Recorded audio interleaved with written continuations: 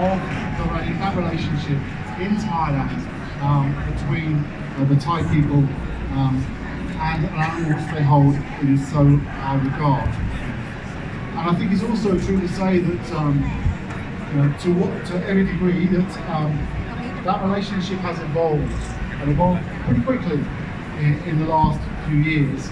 By one simple example, I would say, I've got some experts here which will take us into a lot more detail, but my very, very simple example is less than 5 years ago, if I was going to be wandering around Shanghai in the north of Thailand, and most of the signs up would say, elephant riding, come here. And now, most of the signs say, no elephant riding.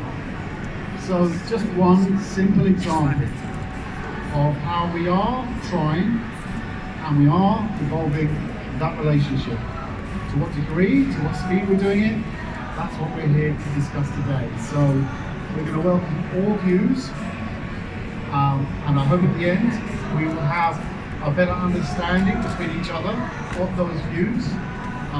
But at the heart of our conversation, I'm sure, for all of us, is our love and best wish for these magical elephants in Thailand and in Southeast Asia. Okay, so we have put together a panel of true experts from all four corners of the world, but mainly from the East. So, I introduced first from APTA, the head of sustainability, Claire Jenkins. So, from PATA, so Pacific Asia Channel Association, their CEO is Dr. Mario Hardy. Our elephant researcher, Dr. Ingrid Suter. And Professor, I'm going to get it's right now, right? Okay, so I've been given a list, right? So this is important. So Associate Professor, Dr. Chachot Titaram. So Director, Centre of Elephant and Wildlife Research, Faculty of Veterinary Medicine, Chiang Mai University, Thailand.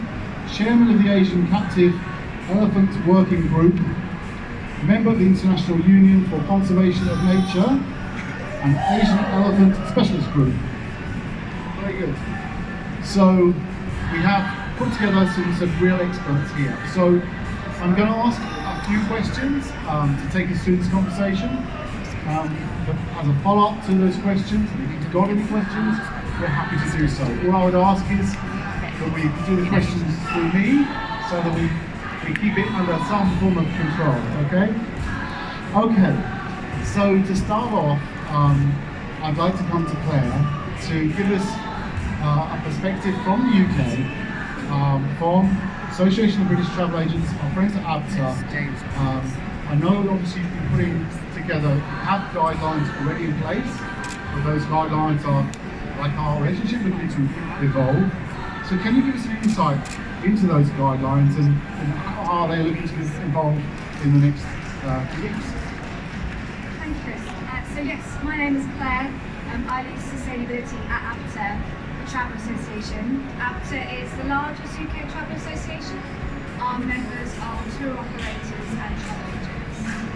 Now, we've been working on animal welfare since the early 2000s, and in 2013 we launched the APTA Animal Welfare Guidelines.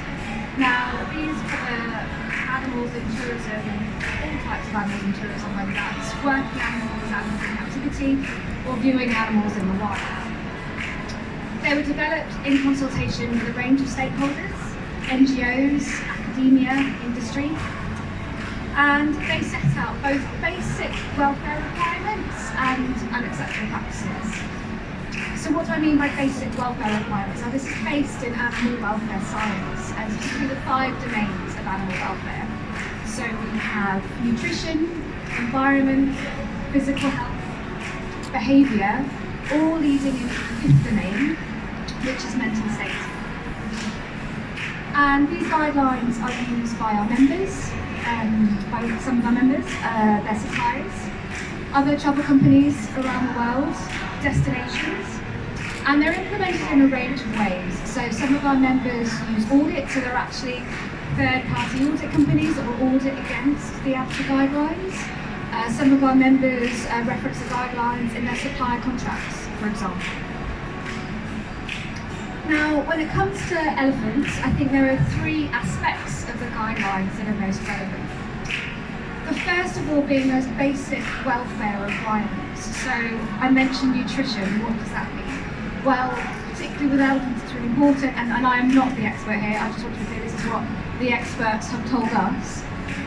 It's really important that they have high fibre rich diet, for example. We know that there's problems with elephants that eat too much fruit, with obesity and even diabetes, for example.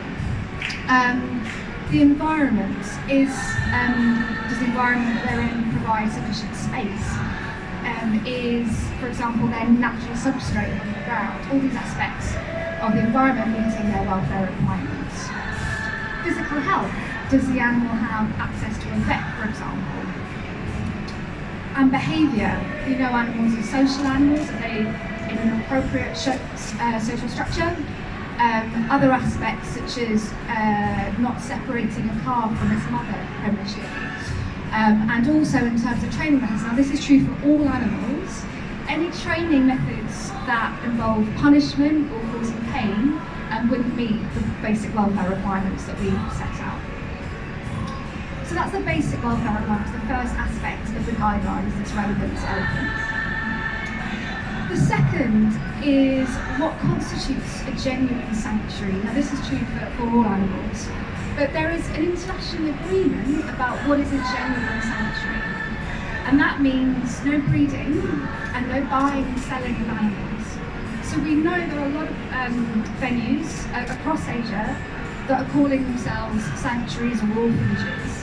And if they are calling themselves sanctuaries or orphanages, but they have buying and selling of animals or breeding, that's not okay. It doesn't mean they can't do those things, but they just can't call themselves a sanctuary. And then finally, in terms of unacceptable practices, and this is probably the biggest change that we're having with the launch of the new guidelines. We know that there are elephants that have, for example, wounds linked to how they're being controlled. And based on the evidence that we've received, we have listed tourist contact with elephants without a barrier, so that includes riding, it also includes bathing, and also tourist elephant shows such as elephants throwing darts at balloons, or elephants playing football, or elephants playing pictures. We've listed those things as unacceptable. Now, I want to be really clear that you could have an observation-only camp, but if that elephant is fed fruit all day and doesn't walk, its welfare needs are not going to be met. So I just want to be really clear that we have that holistic understanding of what elephant welfare is.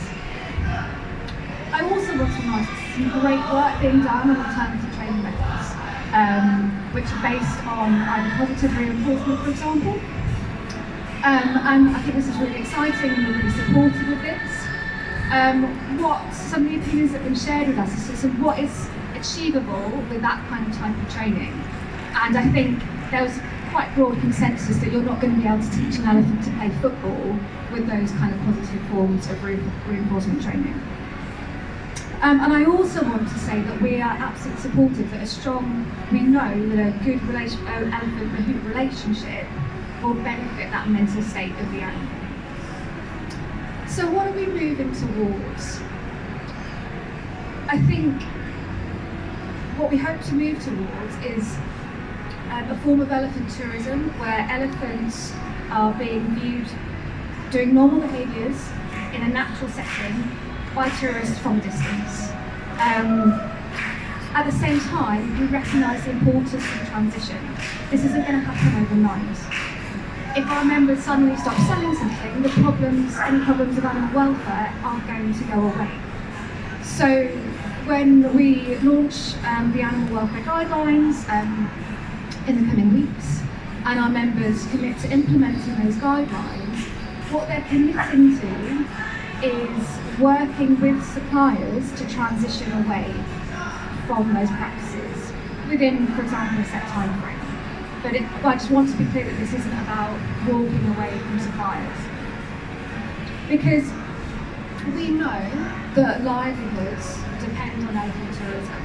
And for me, I think the best way to safeguard those livelihoods going forward is by demonstrating to the world how we're protecting elephant life.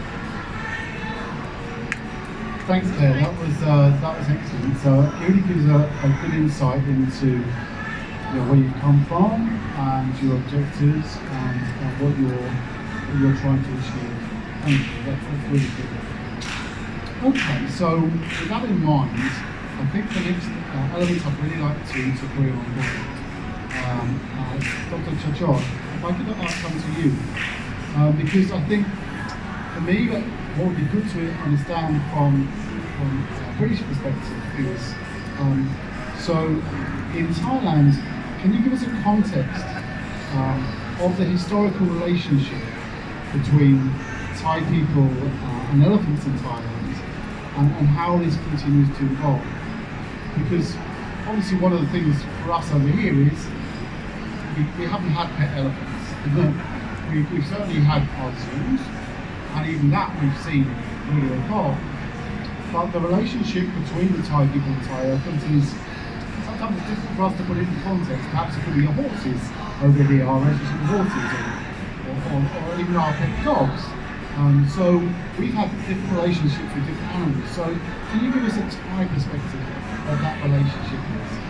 Okay, thank you very much. Again, I'm Chachor Sitaram, so I'm a lecturer of the Faculty of Physics in Chiang Mai University. As you know, I'm veterinarian as well. So I have also involved in the research and also for the healthcare of elephants and also working on the research. So I'm also Thai people. So I have this kind of understanding and know and have a good relationship with the elephant for a long time. So this is for Thai, not just only Thailand, but I can speak instead of several South Asia and Southeast Asian countries. So actually for Asian elephants, we have the relationship with elephant for more than 4,000 years, especially with India. So they capture the wild elephant for using, for working, for logging, for using in the war. Yeah, and that kind of thing that can happen because in the past, so we have around, I think like 1 million of elephants. So there's plenty of elephants, and also especially we have plenty of natural habitat over there. So this means we can use some an elephant walking around our house like something with a harmony, we stay together. Okay, just come back to Thailand. And in the past, around 100 years ago, that's report that we have around 100,000 elephants in Thailand. And then after that, that's kind of relationship because we capture elephant from the wild to use for logging, also using in the war. And sometimes when we finish that kind of thing, we release it back to the forest. This kind of thing happen regularly because we stay together with elephant. And also one of the things that you have to understand for that too, because we are Buddhist, and also the Buddha and also elephant, they have a very close bonding relationship because in the past we believe that elephant used to be a Buddha. He was born in the past to be elephant. So elephant play an important role for the Buddhism and also with elephant. And also for a Thai kingdom, especially with the royal family, we also have a good relationship. Because especially we still have the white elephant system. So this means every king of Thailand, they also have a white elephant in their monarchy. If any king, they have the elephant, white elephants, sometimes can be 10 to 20. This means in this dynasty, that would be brilliant, very good. And then after that, we have this kind of relationship for a long time. Right now, several people, especially for the current people or people in Surin in the northern east of Thailand, they also have elephant like a pet. I can confirm like a pet because sometimes you see when you walk to their house, you can see elephant tie like if you have a horse or like we have dog and cat. And some every day, morning and evening, they take elephant to take a bath. And this kind of relationship has been really good. So this kind of thing I would like to support for the elephant and human, especially for the mammut relationship, because they have a really close bond. If you see this kind of bond, you can see the love between human, mammoth, and elephant. You can see this kind of thing. This would be really good. And then after that, I know several people from several countries, especially from Western countries, would like to come to Thailand to see the bond between human and elephant. This kind of thing. And of course, that for the tourists, that kind of thing to support our work between elephant and human. That's one thing I would like to support for this one. And one thing, I want this kind of culture and tradition to stay longer. As I know, several countries, for the new trend of tourism, you want to have that sustainability tourism. So this means this kind of culture and tradition should be last long, and also to see in the 100 years later. I want to see this one, and as I know, everybody want to see this kind of thing. Don't want to see this disappear. Okay. Thank you very much. Okay, thank you. So I think the interesting perspective here is we have a unique bond between, which Claire referred to as well, between the mahout and the mahout. Just if anybody knows, so the mahout is the elephant keeper, if you like, the person, a human person that works with that elephant on a day-to-day basis, and in some cases, some parts of Thailand, it grows up together. So that relationship is a very special one, and one I think which is at the heart of Thai culture. So on the one hand, obviously it's about what human contact and which human, I suppose, is what we're trying to say, and that contact. So tourists wouldn't be having necessarily the same bond, so perhaps shouldn't have the same access, but that's part of the subtlety, I suppose, of how we then bring in the guidelines, which are set out to keep perhaps the tourists at a distance, but also acknowledging possibly the interaction and the need for respecting a long tradition, which is that bond between the Thai people, particularly in certain parts of Thailand, I think Suriname particularly well, and those animals. So thank you, that gives us an interesting context, which brings another part forward. So Ingrid, I think it brings up a couple of questions here. I think one is, and this is quite a difficult one, so you'll get the first difficult questions, but one of the things I struggle with sometimes is when I hear, on the one hand, the expression of elephants in captivity, and then the other expression is domesticated elephants, domesticated animals. And, these can be two perspectives which put us into very different paths. Not in a bad way, but because that's, again, perhaps because of our own culture or the way we've grown up. So how do you think we reconcile these two quite different phrases, and that's what leads to quite different approaches? Thanks for that, Chris. This is a hairy question, and it's something that you could write a book about, actually. How do you want to define what an elephant in captivity is? And the short answer is you can't really define anything over a general kind of, there's 10,000 captive elephants, and how many range nations? So there's going to be a different answer for every different circumstance. So you've got about 30 years now of strong elephant-based tourism in Thailand, and there is a lot of elephants that have actually been born into captivity. So they weren't traditionally, yes, they were captured from the wild. However, that's not necessarily the case anymore. So what do you call these elephants? That's a good philosophical question. You've got some other parts, some other captive elephants in the world, such as in Sumatra, where the wild elephant populations are facing a lot of issues here that are beyond our control. So you've got snares, which is a really big one. A lot of the elephants, they would be dead, they're found in snares, trapped, and then they're then taken into government camps, where they're then rehabilitated, and for whatever reason, they're now in captivity. So what do you call those elephants? Well, they'd be a dead elephant if they weren't actually being used for tourism at that point in time. So I could go on and on and on. I don't really think getting stuck on the definition of what a captive elephant is really the most important thing here. I'll just give you guys a little background of my own. I have a doctorate in Asian elephant conservation, so I come at things from a different, I don't have a background in tourism necessarily, I have a conservation background. And for me, I look at the captive elephant population, domesticated elephant population, as a really important core population that we can manage. Asian elephants are endangered, their numbers are in decline. Wild elephants face a lot of threats that are beyond our control. Forests are shrinking, poaching is increasing, tragedies happen, and that's beyond anything we can do. The captive elephant population, however, we know sex ratios, we know age ratios, we know where they are microchipped. We're in a really, really strong management position here. Now, what do we want for the future? I'm thinking 100 years' time. We can't rely, unfortunately, this is the reality, we can't rely on the wild elephant population to be viable. I've done population viability in Laos, and I've looked at those numbers and I've done the modelling. It's not a pretty story, unfortunately.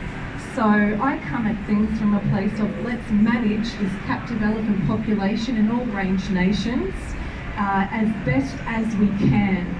And let's protect everything and make sure that every single elephant that is being used is working at the highest level of elephant welfare possible.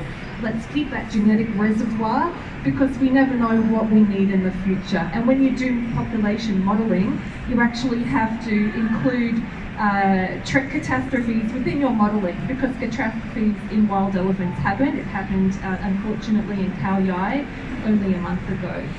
Having a good core captive elephant population can help protect the entire Asian elephant species. So, and tourism, I'm really positive about the role tourism can play. We're in a really strong position here as tourism associations to make industry reform and to move this industry forward in a really strong, positive way that helps not just the elephants, but as Dr. Vic mentioned, the people that work with the elephants on a day-to-day basis. Let's help them, let's train them, let's educate them. We're talking about least developed countries in some situations that have elephants, least developed countries, developing nations. It's just the way of the world. Some people haven't gone to school, some people don't have the best education. That is through no fault of their own. So instead of condemning these people for treating elephants badly, how about we work with these people and train them up? That is the only way we're going to get good, positive changes here, is to work at a grassroots upwards, work with these people to make the changes. Nobody wants to treat an elephant badly, absolutely nobody wants to see that. I do not condone that in the slightest, but let's work with these people to go forward for everyone's benefit. Okay, thank you very much. That's good. Sure, please. Okay, just again for me to further why, because I know there's quite several issues come out for the wild, captive and domesticated elephant. I want to add some part from Ingrid that especially for the regulation and laws in Thailand. In Thailand now we have to separate regulations for both. So we have a captive elephant, or sometimes in my sense, I call them as a domesticated, because we have captured them from a wild and raise them, train them from time to time.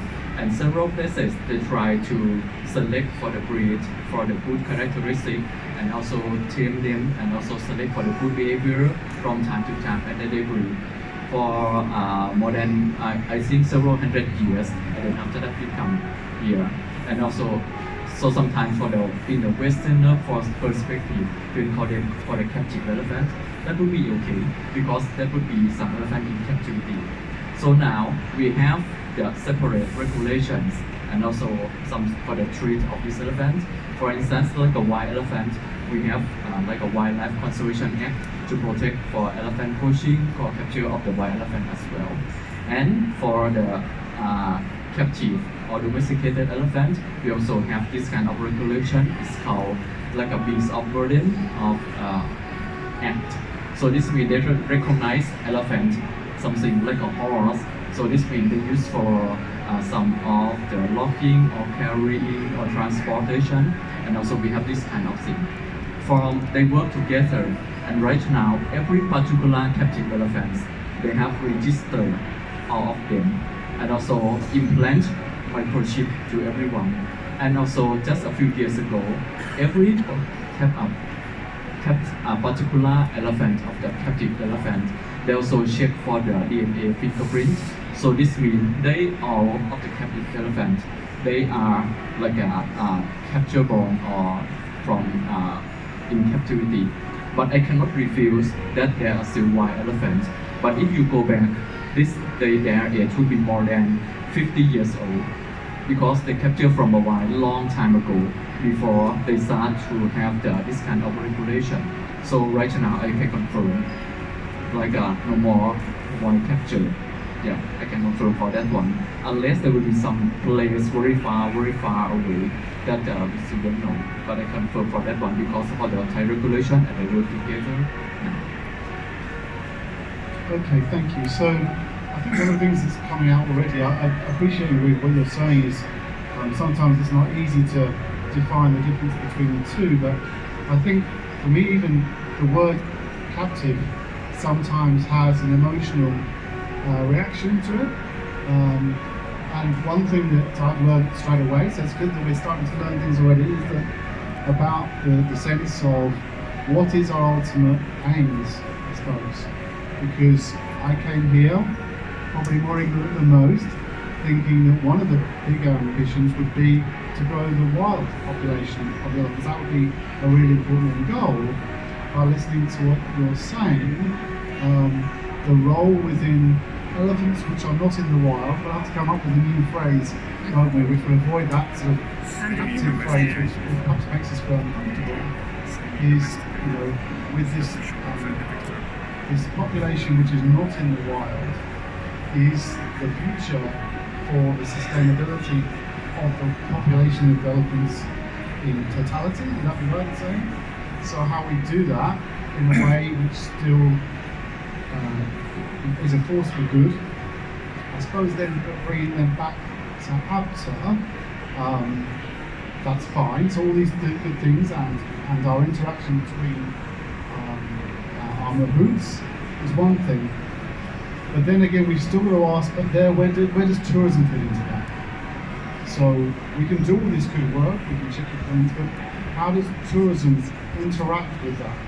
How much do we let the tourists have the same, they don't have the same bond as the mahout, for instance. So should we give them that same access? And I suppose, would that be right, Claire, I think, in saying that that's where some of your regulations are trying to come from, or your guidelines. I think we have to also be clear here as well. I think, Claire and I will discuss this, that these are guidelines. They are there to help a way forward. They're not all just about dictating, and they're taken in context, in the context of evolution, I think, as well. And the best word that Claire kept on saying to me in my first elephant conversation was partnership. And I do hope that, again, one of the things for all of this is that partnership is what we can sort of bring over. So, Mario, Dr. Mario, I've known you for too long, so I can call you Mario. Mario's fine. Thank you, Mario. Ingrid referred to, obviously, countries outside Thailand, so, and I think that's good. I think it's good for us. You know, we're not just Thai citizens, but we're citizens of Southeast Asia and of our region. So could you give us a bit of a regional perspective in terms of the way you see, is it different within Thailand or outside, the sort of sense of best practice that goes on within the region? Sure. I've been living in Asia for 15 years, but I've been traveling around the region for probably over 25 years. I have been to elephant camps, I have been to conservation areas where elephants, my good friend Hassan from Nepal here, who has a beautiful conservation parks for elephants, where there's a lot of wide space for them to roam around. From what I've experienced, I'm seeing treated extremely well. I've experienced something similar in Sri Lanka and other places as well. But what is actually common amongst all of these respective countries, at least certainly for Sri Lanka, Nepal and Thailand, where I've experienced it, is the deep sense of culture between the communities, the strong bond between the communities and the elephant communities and other animals as well. And I think sometimes we tend to forget about that. But I think there's a bigger problem, specifically more for Thailand probably than certainly than Nepal at the moment, is the fact that actually Thailand urbanization is increasing at a phenomenal rate. So the space for the elephants to roam around is shrinking all the time. There's not that much national parks or areas that are actually left for them to live the wildlife that they had before. And it's something we can't really stop at this point. It's too late. It's already done. So we need to find another way for having the coexistence between human and elephants, and still, hopefully conserve the population, hopefully increase it moving forward also, the elephant population will, but also find a way for this community to live in a better way. Tourism is a way to fund some of these projects, to make sure that we give them the necessary space to roam around, to make sure that we maintain and feed them the proper way, as Claire mentioned before. And but I do believe also that we need a balance. We believe in something that we've been discussing with TAT at a number of occasions, is to have a certain standards in place and a certain monitoring systems in place to make sure that the elephant camps that are open for tourists are actually meet certain criteria, as Claire has mentioned. They're actually fed, they're treated, their welfare are actually being kept, and that the relationship between the tourists and the elephants has a certain boundaries, things they can and cannot do with the elephants as well, to make sure that it's respectful for the community and it's respectful as well for the elephant. So I actually like to thank TAT for putting this discussion together, because I think it's important we discuss it. There's a lot of misunderstanding across the world about the relationship between elephants and communities and the tourists as well, not only here in the UK but across many other markets. And having these debates and discussions, I think, is really helpful. Great, because for me, brings us on to a really good point. I'd like to expand on that, which is standards, agreements, the guidelines. So I think we should pay some really good respect to APTA in terms of driving some of these guidelines. I think they do form a great foundation as well. But what occurs to me as well is that, and you have this in all parts of our industry, where different associations with all the best heart will set up their own guidelines, and I know being an ex-tour operator myself, we look around and we see guidelines from one association, guidelines from another association, guidelines from our domestic association, and we think, okay, how do we pull this all together? So this is the good bit. Okay, so if I may ask, if any of our tour operator friends, because any people have friends, tour operator friends? Okay, so can I ask one of you? I'm going to come to the lovely lady at the front, if I may. I haven't even asked who you are yet, but I will come to that. So, hearing this in place, and obviously you've got all these people trying, I think, to do their best in their own way, in their own structure to bring these guidelines. How would you see that coming together, and what would you be looking for your customers? The mic working? Can you hear me okay? My name is Rachel McCaffrey. I'm here representing G Adventures, who do a lot of business in Thailand. We have quite a strict policy on animal welfare, which we've recently relaunched. We don't sell any tourism involving elephants. We are concerned that there is still smuggling of young elephants from Burma and from the wild into the tourism industry, and we don't want to fuel that. We support APTA's animal welfare standards, and we've been part of the team involved in creating those and updating the new standards. But we take a very strong stance on animal welfare and elephant tourism. So in that respect, I'm not sure I'm the right person to give a detailed answer to your question, but I do think it's really important that this subject is discussed and that we're all here today thinking about it, because I think one of the things that I can say as a tour operator is that our customers are much more aware than they were even 3 years ago of what is involved in elephant tourism, and much more demanding in terms of our standards. So I think as tour operators and NGOs, we really need to up our game all round on this issue. Okay, well that will teach me for not doing my homework first. But no, thank you. So I mean, that's obviously one policy which is quite clear. Any other tour operators who have a different policy that we can understand from? So just behind you, please. Thank you. Sorry. So we're actually a DMC, and I think a lot of the issues we face is we're worldwide source markets. So we sit with APTA as well, and within the UK and Europe, that's very much their focus. But when you're dealing with countries that don't have the education behind it, and they're saying, well, if you don't sell it, we're not going to work with you, or even worse, if you don't sell it, don't worry, we're going to book it anyway separately. I think it's a really great thing that we're doing sort of in the UK, Europe, Australia, Americas, but we need to, and I don't know how we do this, so it'd be really good to get some feedback and help from anyone here, how to then educate clients and countries which maybe don't have that feeling and empathy and understanding, and that's, we can listen to APTA, we can listen to what they're doing in Holland, but I really feel that that's where you then face the big issue. Is it's not going to change unless we get every source market behind it. Would you say that there is still a big demand for people to take it to effect?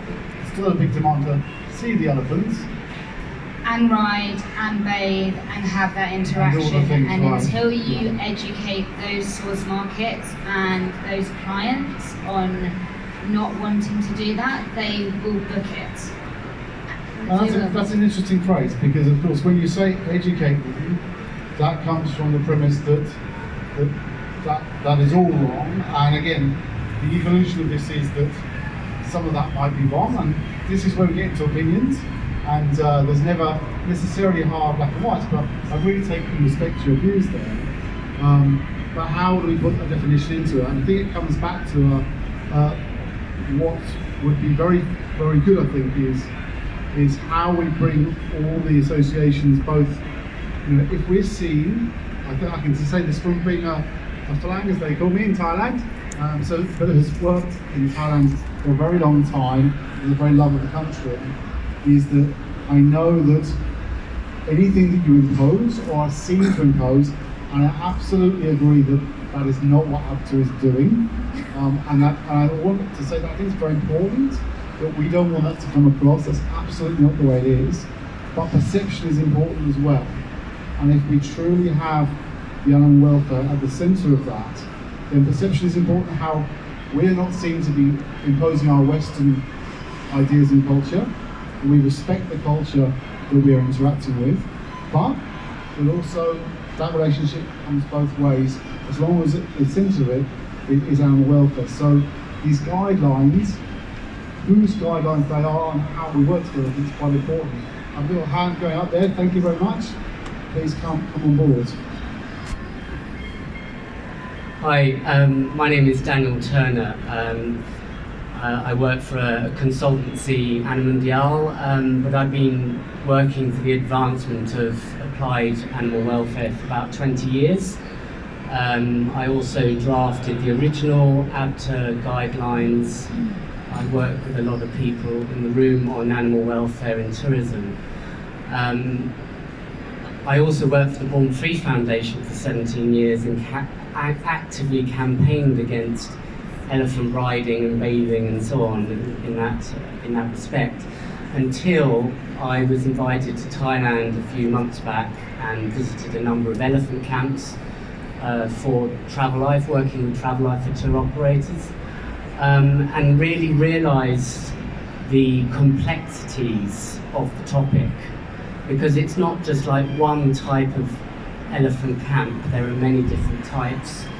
A lot of them have actually modified their offerings because of the boycott against elephant riding, and are now offering extreme forms of interaction with tourists that are actually putting tourists at daily risk of injury or worse.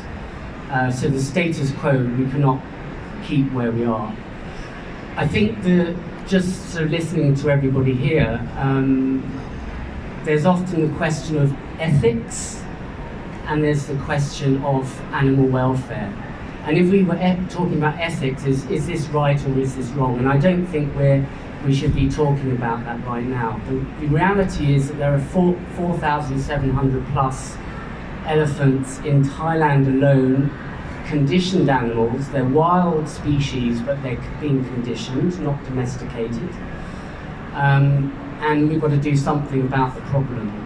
And what needs to happen is an all-inclusive approach, working with all stakeholders, particularly people in the country, whether it's Thailand, Myanmar, or anywhere else, and work together towards a solution. And that has to happen. That's the only way forward. And we shouldn't be talking about whether this should or shouldn't happen, because we've got the reality, 4,700 elephants, the same again for mahouts, if not more, because of tourism. Tourism is the reason that we've got this problem, so tourism has to be part of the solution.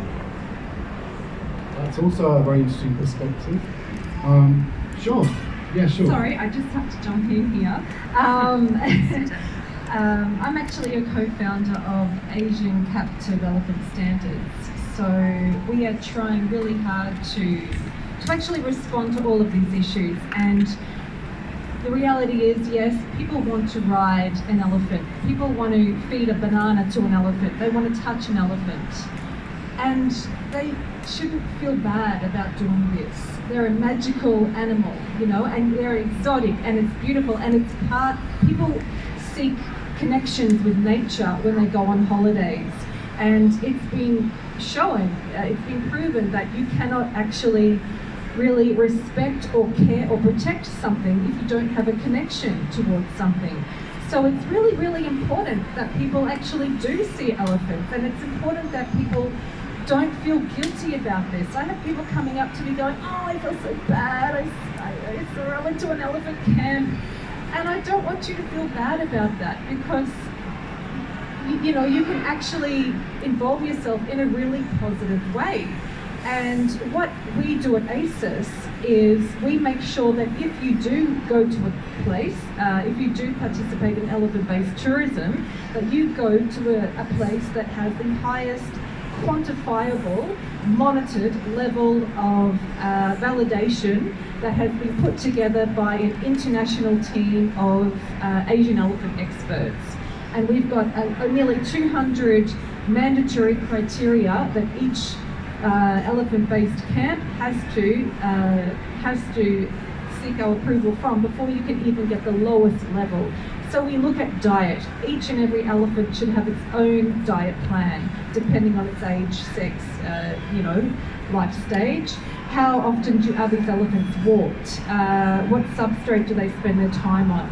We get full access to the back of house. There is not a single stone left unturned when we go into these camps, and we check out what you see, what, you know, the visitor may not see how they're treated at the back of house. We get to see it. We get to look at their vet records.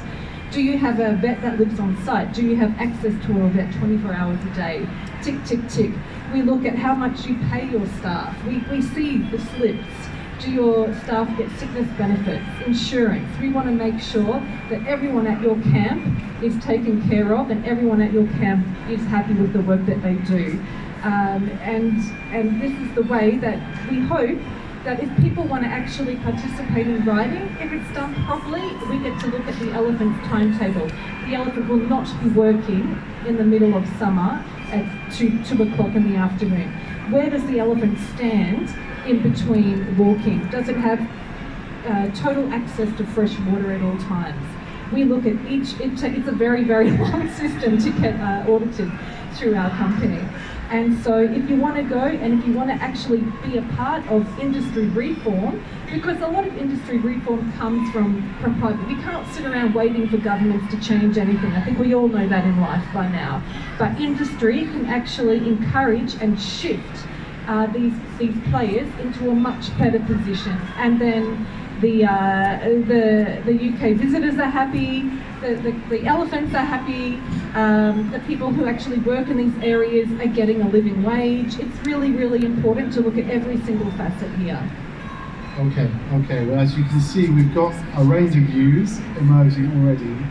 And I think, again, for me, it's going back to, I suppose, if we're going to take this forward, is how do we bring a structure which is recognised with each of these? Because if we, at the end of the day, if we stand from if I go back to my tour opening days, it's easy to do that way. Because if I look at all of you, if I listen to what Daniel had to say, sharp words, but it makes me really think. And my friends at Geoventures, which we're doing so much work with you on the tourism front. So I respect those views, and I hear your set of views, and I hear the new guidelines from GAPTA, and I'm sitting here and thinking, well, I think I love elephants, and I know I love animal welfare, but how do I bring this all together in a way which will come up with some agreed guidelines and agreed ways of working? And I think this is the key, is that if we are not careful, I think the challenge is we can go to our corners and end up with a market full of standards, different standards from a sole series of different technical organisations. But at the end of the day, if we don't bring some consolidation, so I think now putting my TAT hat on, this is something which we're not coming as an organisation to ask judgment, we're coming here to listen and to facilitate just this sort of conversation. But what I think we would love to be part of and support is how we consolidate those views into a way in which we can all sign up, and perhaps just like in the way we try and bring our relationships between the UK and Europe, if it can be done with Brexit, you never know, there's hope for us all. So I suppose that's the key here, is how do we bring that thing together? So that's, I suppose, what I'm looking for. And I suppose you started it, Mario, so I'm back to you with that sort of coming together of standards. How do we do this? Well, first, good luck with Brexit. Coming back to a very important word you mentioned earlier when you first introduced this topic, you talked about partnership. And I mean, the only way we can move this agenda forward is actually by forming partnership between public, private sectors, civil societies, the communities, the modes and the people working on the ground to actually solve it. There are a lot of different standards coming up, as you mentioned before, but the only way that actually partnership really works is by compromise. We need very strong leadership. Someone has to take the lead on this initiative and do a little bit of compromise at each level to make sure we meet in somewhere where we have a standard which is agreed amongst everybody to move forward. We just announced a few minutes ago, just over there, our Vision 2020, which is about partnership for tomorrow, for a sustainable future for the industry. That is one element of it. That is a very important element that needs to be solved. Because just staying here and actually arguing or discussing, debating about which standard is the right one is not going to solve the issue. We need to have leadership within the sectors, and we need partnership and compromise. Okay. It would be really nice to hear as well, if I may, from one of our elephant sanctuaries. And I use the word as a name, not as a part of the EBTA guidelines here, so I did take note there what that is. But would any of our elephant sanctuary or elephant camp or elephant experience friends like to contribute to this conversation in terms of where you stand? And we've heard some very different views. So our friend from, is it Sri Lanka? I wasn't even close, was I? I'm terribly sorry. It's okay. But please, join us. Thank you very much. It is indeed a very, very good discussion. We are talking about whether the tourists should have a right to. That is not the key. First element is how we are going to support the elephant, how the elephants will be kept properly. Will they be kept properly with the tourism, or will they'll have a tough time without tourism? Because let me share my experience. I'm having elephants for the last 40 years, and many of our friends have visited. And few things this elephant issues have done extremely well, like chain free. And then there are different ways of making a chain free. Like I was sharing my experience with Kali, who's from Australia. Like sometimes we use electrical fence. When they go to the jungle, when they see the branches, they take it as electrical fence and they run away. So there are still a lot of issues that we need to speak with experts like you, who has done the research. And what ABTA has done is a proper guideline And then I also endorse what Mario had just said, compromise. Let's not say, okay, my people will not ride elephant, they don't see elephant, they don't touch elephant. That is not going to support the elephants. That will destroy their business. They will not have any economic resources, and that make this elephant situation worse. So what we have to do is, we have to have a short haul and long haul plan. And teaching a mahout is very difficult. I don't know how many of you have dealt with a mahout. What we said is they are the most difficult people to deal with, because they know they are dealing with the most strongest animal. Without them, nobody can touch them, nobody can feed them. So they have a very high demand, and they can be difficult sometimes. So education, yes, teaching them education, teaching them how important is the elephant. They are also like human beings. They also get sick. So therefore, what we have to do is, I think the Mario has hit the nail.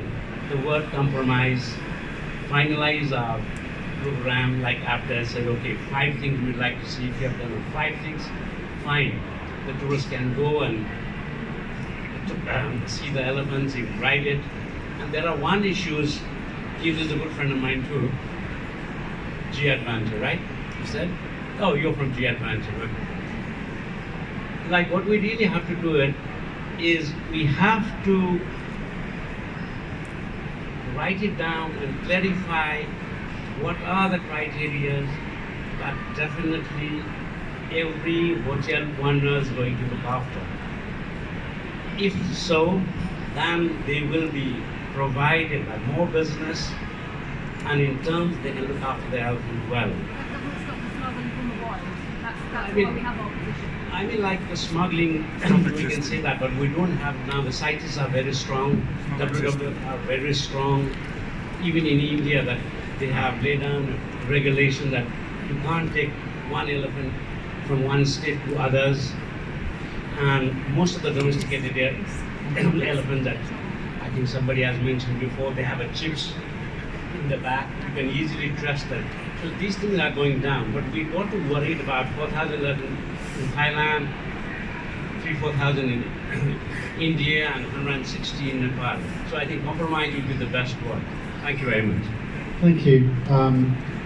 The truth is, when we take the journey forward, we won't take all of us forward, and we won't have the same solution. There's no doubt about that. And it's quite right, and we must pay respect to each person's views as to how they are going to approach it. So I think we understand that.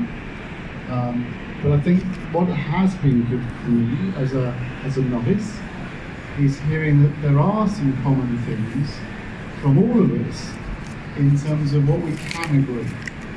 And possibly, within the standards laid out, whether it's by APTA, or Retail Association, or Daniels, or any of the others, is what things we can agree, whether it be the nutrition, the diet, the way the elephants are looked after in terms of physical space. So there are some standards at least which can form the base of what we can agree on. And sometimes in compromise you have to start by saying, well, what do we agree about first? Because it's before we start talking about how we then differ. So, okay, that's good. Thank you for your contribution. That's very good, and very good, respectful. So, anyone else would like to contribute? Yes. So, from Tirapat, would you just introduce yourself, where you're from, and your own position? Thank you. Thank you very much for the forum, and thank you for everyone for being here, sharing the same concern on the elephant welfare and the well-being of the elephant citizen in Thailand, and that's also including in Asia as well. My name is Thirapat Trangpakan, and I am here representing the Thai Elephant Alliance, which is a group of elephant people. We work actually directly with the elephants, 24 hours a day responsibility, 365 days a year. People like us don't eat breakfast together because there's always someone with the elephant and someone with the food. So with the discussion here, whatever the trend and the good outcome that we all do it for the elephant will probably not be success if it doesn't link to the people who work with the elephant on ground. So that's why I'm here to get every of the idea, every of the system possible to keep the elephant survive. At this stage, the discussion of being a domesticated or captive or any of the term, it doesn't really matter because we all know that the first of the elephant come from the wild. But right now, same to your animal, dog and horses, and you name it, it's all living with us. And the thing that's not going to happen in the next 45 years is there's going to be enough space for the additional domesticated elephant to be living in the wild, and that's the additional of putting them all together into the risk. So the chance of survival for the numbers of the elephant in Southeast Asia is to be under care and under proper management. So when we come to the proper management, so what and how that we're going to keep the elephant and the people involved be able to do that. So there are a lot of dedicated people living with the elephant every day, and for me, we're looking at tourism as an opportunity. The elephant is not belong to us, and we don't own the elephant. The elephant actually belong and responsible by every people around the world. I know that back to your home, you got Lake, Mountain, National Park, historical places in London to look after. So people who live in different part of the world responsible for different things, and there are a lot of people in Southeast Asia, including us here, that responsible for the elephant of the earth. So tourism is now an opportunity for the people across the world to be shared, to be in a part of conservation support. So once we begin with this idea, so then we can carry on and discuss of what system, what type of tourism can be help benefit to the elephant. So for Thailand, 45-year history of elephant in tourism, we have actually transforming through different stages, from using the elephant as a label animal, carrying things, and that was 45 years ago, until one day, which was around 15 years ago, when entertaining and tricks has come. It was okay at that time. People actually make elephant walk with 2 legs and riding tricycle, but then that's not designed on the well-being of the elephant. Until today, in Thailand, I still cannot say that every of the elephant camps are actually meeting this kind of standard. But together with the work that we do with Tourism Authority of Thailand and a lot of researchers in university, we have come up with the idea of, we call elephant healthcare based tourism for well-being.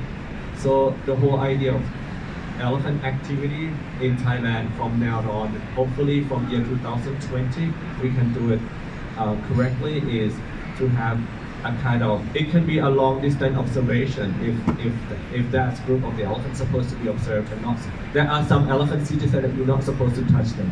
And there are also a kind of close interaction for the certain age and first certain health condition of the elephant. So elephant welfare-based tourism has to be designed to make it fit and suitable for different age and different health condition of the elephant. So hopefully that we come up with a good system to protect our elephant, and I want to confirm that tourism is an opportunity for people around the world to be in a part of the local conservation.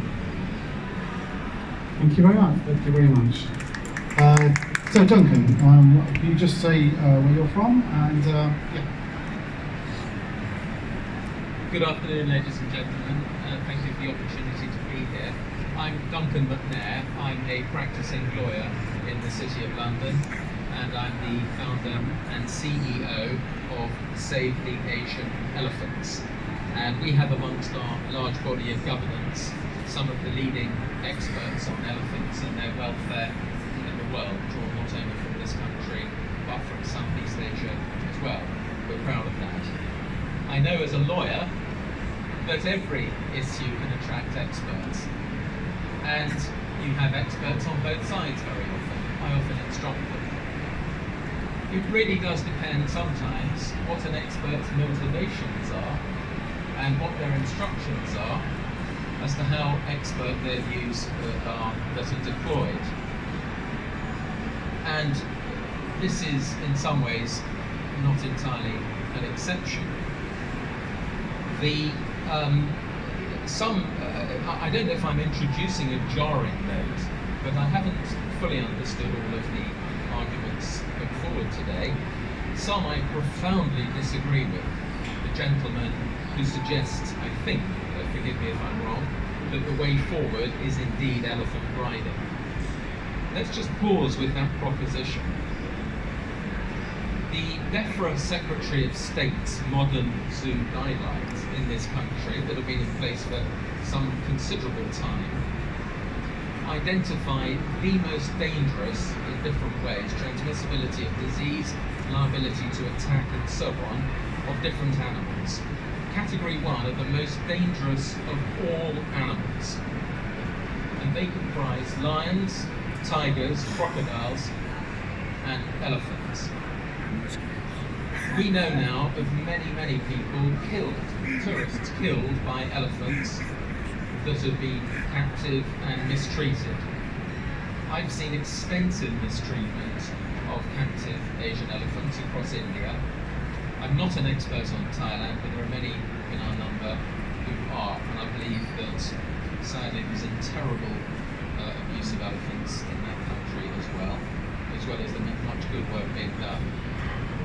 And I think with respect, it is a day for ethics, and it is a day for animal welfare, as indeed should be every discussion we have about Asian elephants or any other sentient beings. And if we're to be written off by anyone as flaky or marginal, I think not.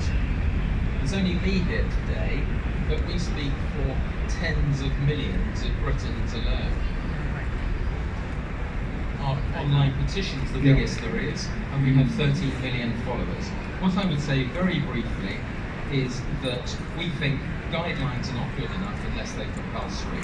The compulsion of law is necessary, and we're moving towards that. That's the will of the British people, but it should not, of course, apply only to Britain. To regulate what happens here with advertising, not what happens in the range states.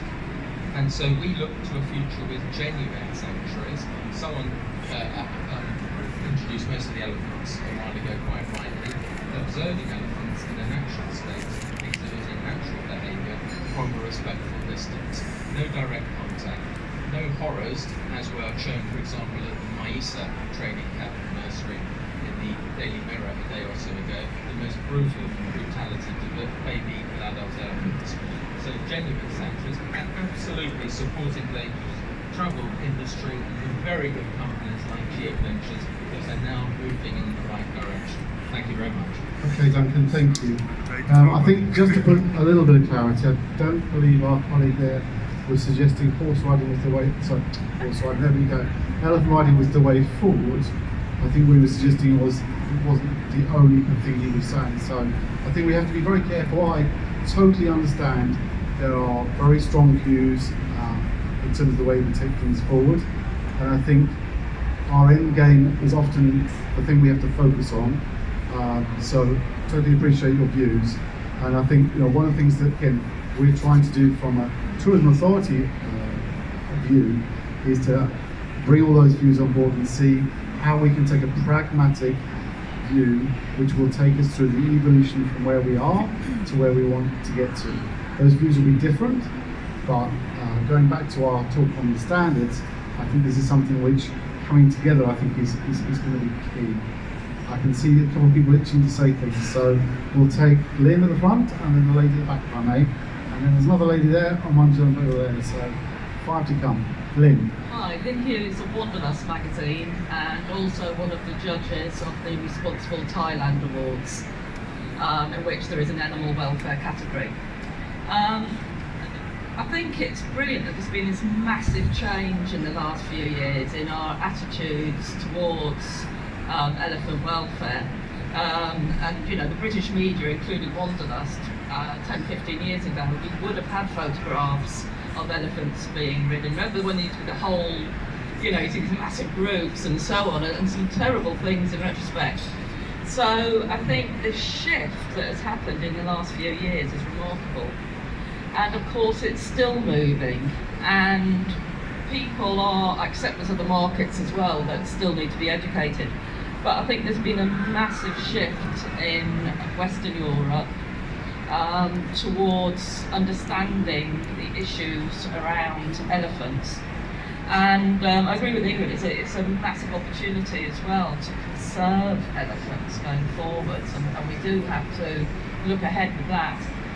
So I guess what I am wondering is, given how much more aware people are now of the attitude, I think at the moment though it is very confusing for them, because there are so many elephant attractions that call themselves, for instance, a sanctuary, that are offering different types of experiences, and a range of views on what those should be. So I was just sort of wondering, are there any accreditation schemes? Is this being planned?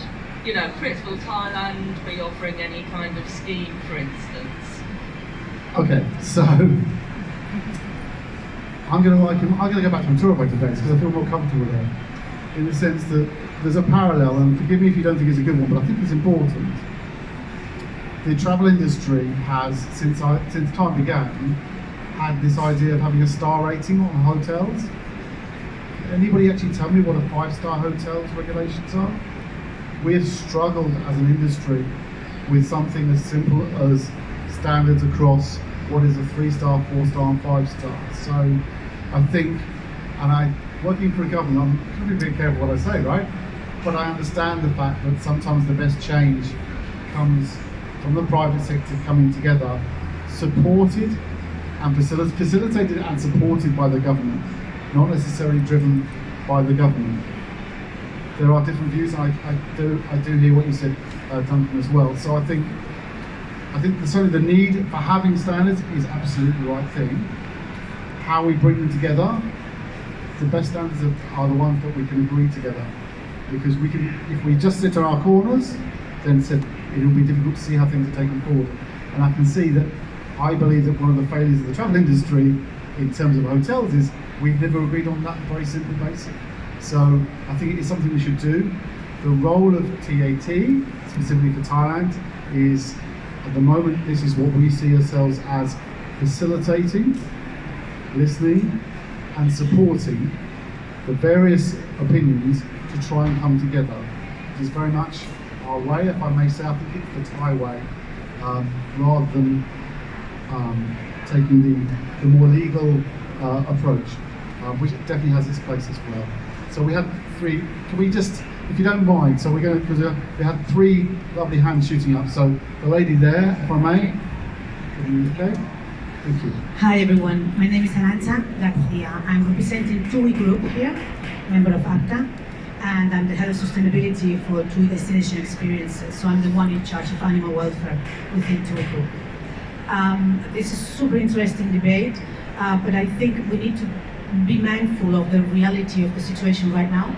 We have the most comprehensive auditing program in place in the tourism world related to animals, and it's great to have standards. It's great to make them compulsory whenever or wherever you are able to, but we need to be very respectful.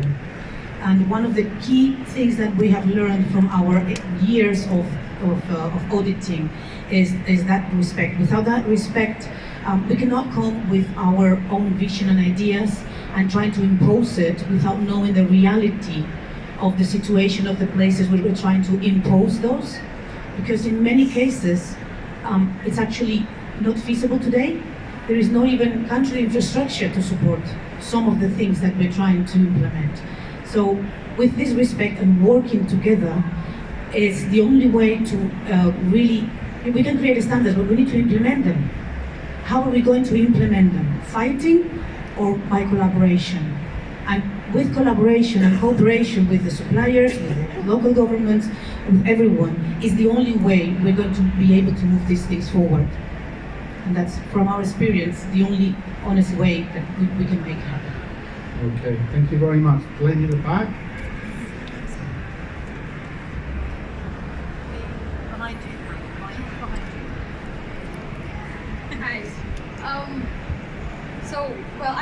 quite in Thailand, but I come from Singapore. And I say that because I was a tourist in Thailand, and I basically had the same perspective, right? Like perspective.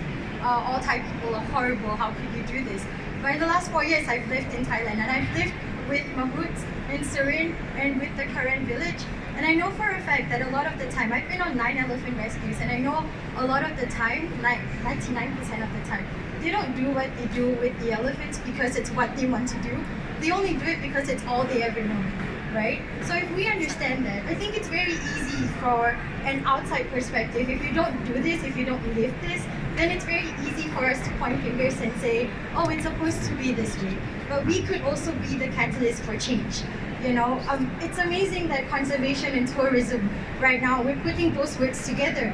We have an amazing opportunity to actually do something for the Asian elephant population, right? And if we can't agree, then there is no way for them to survive. We could also be the reason, because of our stringent methods, we could also be the reason why all of them are gonna die. So it's really up to us to figure out, not that I have the solution, because I don't, but it's really up to us to figure out what's best for the elephants. And I say this because I've been living with them for the last 4 years. Everything, we're talking picking up poop, I've done deworming, I've done everything that I'm supposed to do. I've stuck my hands into the anus of an elephant because she had constipation. So I've done all that stuff, you know, I've lived it, and that's why I'm talking about it, and that's why I dare to step up. And I think that if we can't agree on one thing that would work, then elephants are not going to have a shot. They don't have a voice, and that's why they're here. 30 years ago, when logging was made illegal, that's how everything ended up, right? That's how they ended up begging. That's how 3,500 Mahuts and their elephants were, you know, they were left jobless. So then people came in and they wanted to ride them. They wanted to, you know, feed the elephants, and that's how it became such a commercial thing. So it's been 30 years of mistake that we're trying to undo, but also 4,000 years of culture and tradition that we're trying to change. So how do you do that? And I think that's the bigger question. I think the biggest question is, what's our motivation? Is our motivation conservation, or is it just so that we can say that, oh, you know, we're doing the right thing?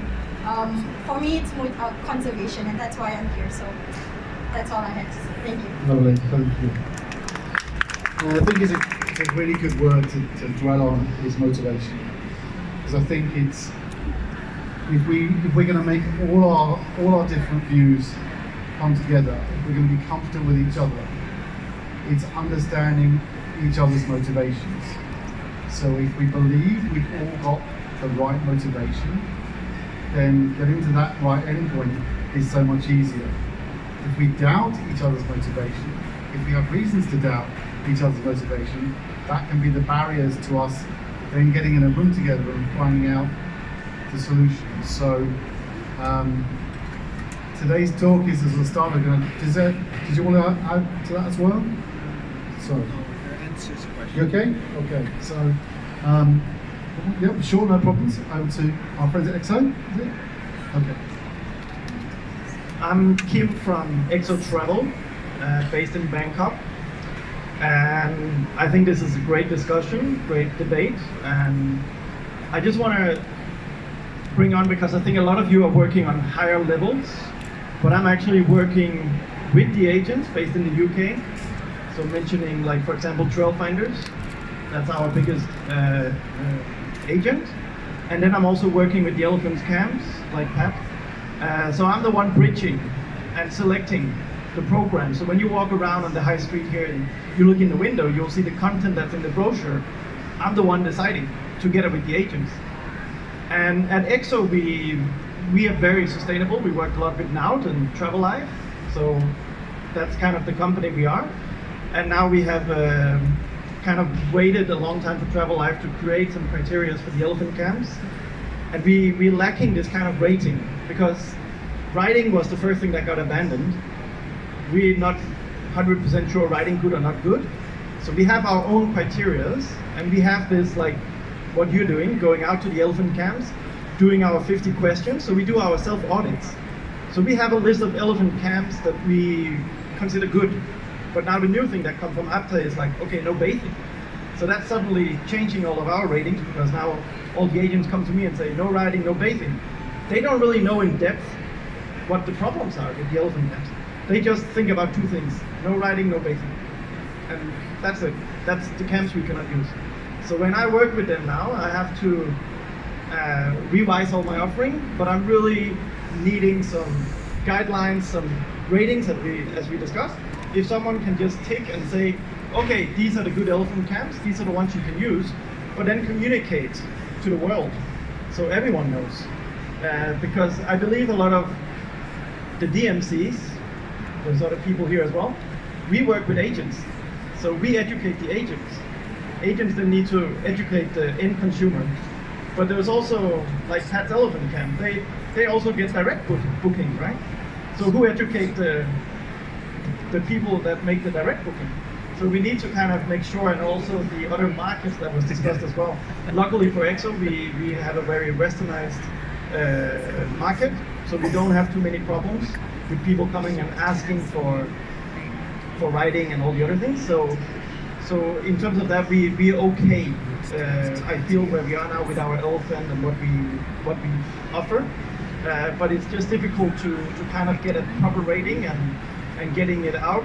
Which one are the ones we can actually stand by and say, okay, these are the really good camps that we should support, because we want to go in depth and we want to know everything, what's behind, what are the diet, what are all these things, to put the right criteria out there.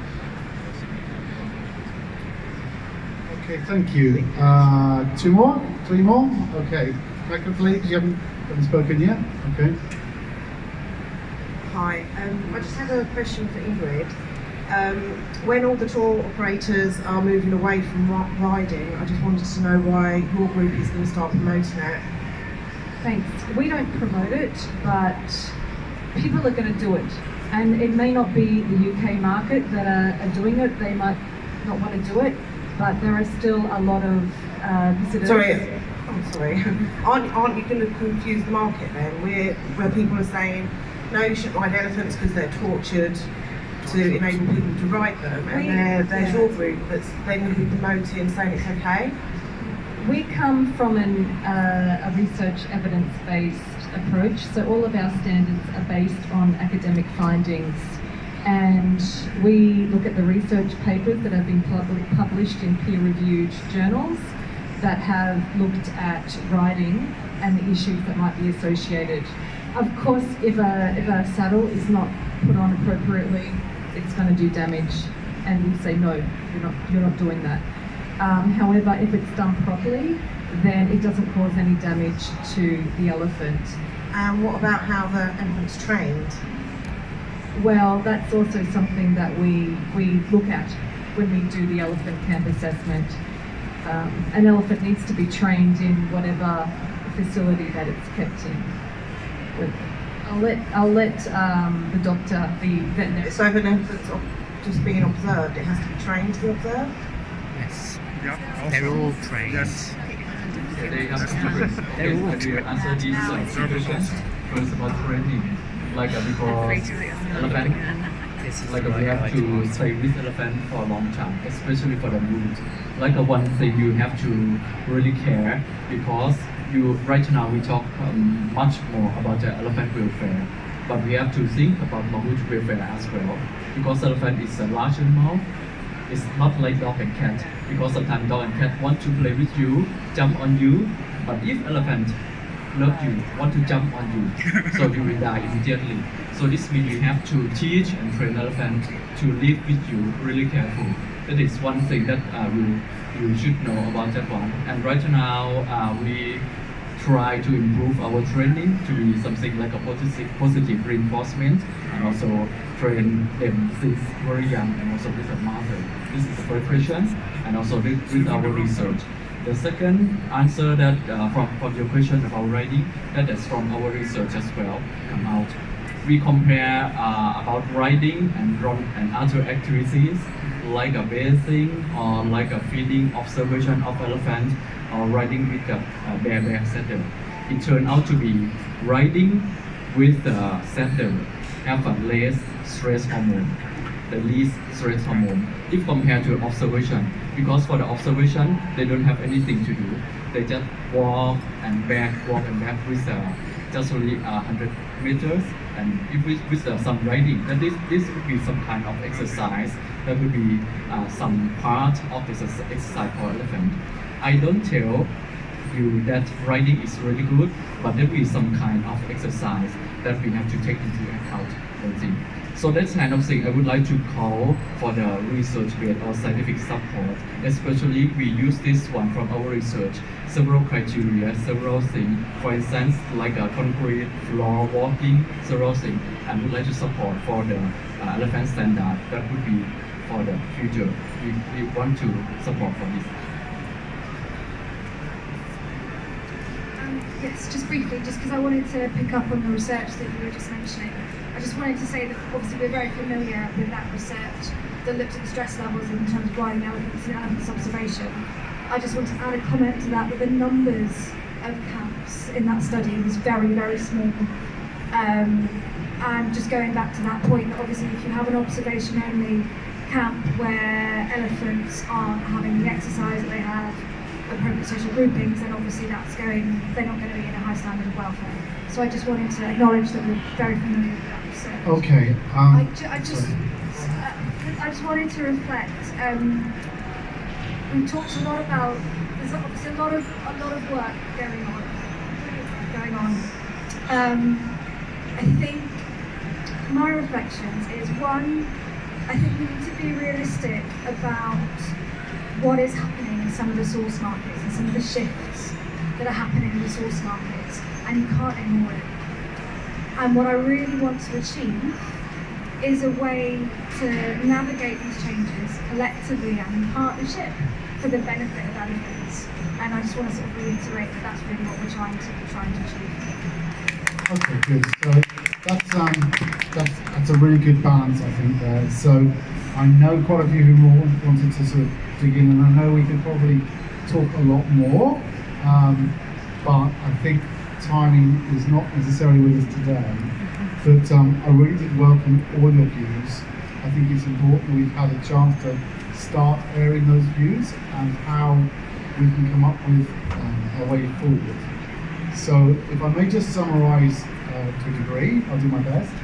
And we know we're not at the end of the road, so and if you want to stay on, I'm sure there's a team probably downstairs if you want to continue the conversation. But I think where we're seeing now is that we have views which have been taken from different companies with different levels of interaction with the elephant community, and so this is the one thing we would like to certainly say from TAT, the Tourism Authority of Thailand, in terms of what we would like to be as part of the way forward, which is that we would like to put together a group of you, which we will invite you to and host you to come to Thailand to meet, greet, interact, and actually understand how it all fits in, so that we can have as informed conversations as we can. I think at the end of the day, we've seen, and I think everybody here that is passionate about what they've said and done, and they have great intentions. So I don't think that motivation we're talking about, I don't think there's, but I like to believe we're good people, we're all trying to do a good thing. But I think for us to understand each other, we've got to see each other. We've got to meet each other, we've actually got to come and actually experience and talk to each other. So our invitation to you will be, and I can't necessarily invite all of you, but we are going to put together a group of you to come to Thailand as part of a listening and bringing together of a group of people who can hopefully then understand and incorporate the visions and aspirations. Because what I hear from all of you is you care about the elephants. I think that's surely the one thing we can agree on. We do care. There are bad people out there who don't, and there are bad people who've done some bad things in Thailand and in other countries, and we accept that. But if we put the animal welfare right at the beginning and say, these are the people, these are the animals we care about. I call them people because, do you know what, that's how closely we should think about them. We should put them at the centre, if you'll come with us and have that conversation and be part of that conversation, because my one warning to us all is this. I say it from back to my tour operator days. In the absence of agreement, what will happen is what's happened, I believe, in the travel industry with my hotel standards, is that every tour operator will tell you what their version of a 3-star, a 4-star, and a 5-star hotel is, and the person that ultimately will be confused, uneducated, and not happy with any of us will be the public, will be the consumer, and will be the people that we're relying on to help us look after and treat our animals with care. So that's what we've got to work towards. We can't let that vacuum continue. So if we can agree to that, then I hope I'll get a few hands up for joining our group, which we will put together, and coming to Thailand. And particularly any of you who haven't been to Thailand, please come. Come and talk to us, see us, come to our homes. Well, not my homes, it's a bit too small, but over there. But come over, come and speak to us, and hopefully we'll get that solution for going forward. Thank you to all our panel. Thank you to all of you who have made your contributions. They are all welcome. No view has not been listened to, and it's not that we don't care about any of those people, but a very, very useful session. Thank you very, very much. Thank you.